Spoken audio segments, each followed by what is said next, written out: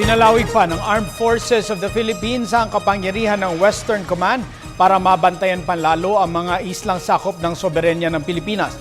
Pero paglilinaw ng AFP, wala itong kinalaman sa naganap na insidente sa West Philippine Sea nitong nakaraang buwan. Narito ang ulat ni Waywayang Makalma.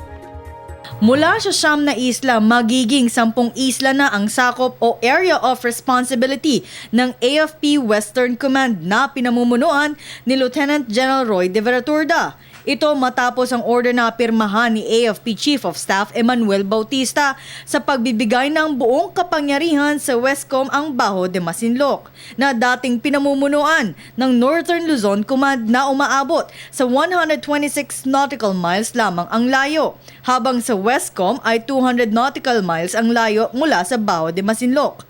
Ayon kay Lieutenant Colonel Ramon Zagala, mas mabuting iisang commander namumuno para maprotektahan ang mga islang teritoryo ng Pilipinas. Ang pagbibigay ng unity of effort, unity of command ay malaking importansya dahil sa iisang commander at iisang komanda lamang ang magkakaroon ng jurisdiction dito sa ating mga teritoryo dito.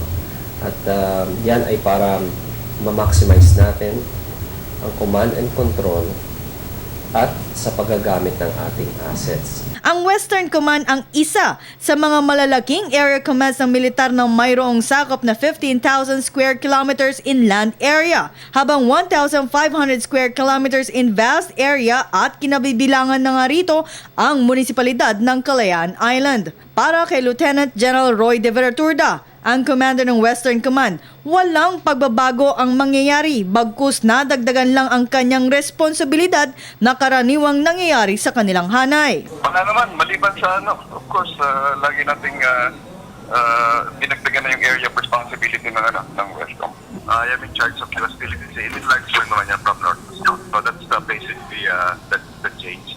So there's more efficient and effective accomplishment of mission. Anya, wala rin itong kinalaman sa huling insidente sa Baho de Masinloc na kung saan ang Chinese Coast Guard ay sinabuyan ng maduming tubig ang mga Pilipinong mangingista nitong nakaraang buwan. Hindi rin babaguhin ng militar ang kanilang ginagawang pagpapatrolya matapos ang insidente. Ito upang maiwasan ang tensyon at kanilang ipapaubayan na lamang ang mga kaukulang hakbang sa Department of Foreign Affairs matapos ang insidenteng pangaharas ng China sa mga Pilipinong mangingisda.